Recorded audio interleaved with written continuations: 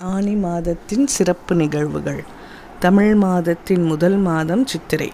முருகப்பெருமான் அவதரித்த மாதம் வைகாசி. இப்படி ஒவ்வொரு மாதத்திற்கும் ஒவ்வொரு சிறப்புகள் இருக்கிறது.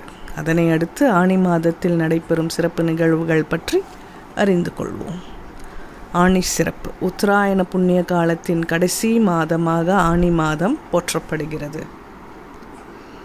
இம்மாத உத்தர நட்சத்திரத்தன்று அனைத்து சிவ ஆலயங்களிலும் நடராஜ பெருமானுக்கு திருமஞ்சனம் நடைபெறும். அதே போன்று கேட்டை நட்சத்திரத்தன்று ஸ்ரீ ரங்கநாத திருத்தலத்தில் திருமஞ்சனம் எனப்படும் ஜேஷ்டாபிஷேகம் நடைபெறுவது வழக்கமாகும்.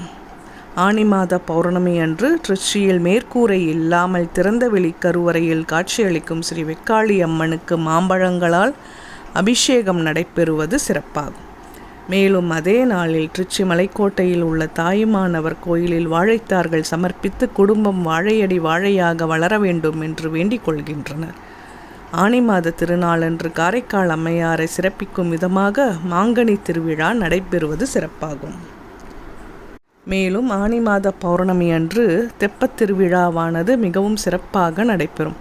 அதிலும் மன்னார்குடி திருத்தலத்தில் அமைந்துள்ள ஸ்ரீ ராஜகோபால சுவாமி கோயிலில் உள்ள தீர்த்த குளத்தில் தெப்பத் திருவிழா நடைபெறும்.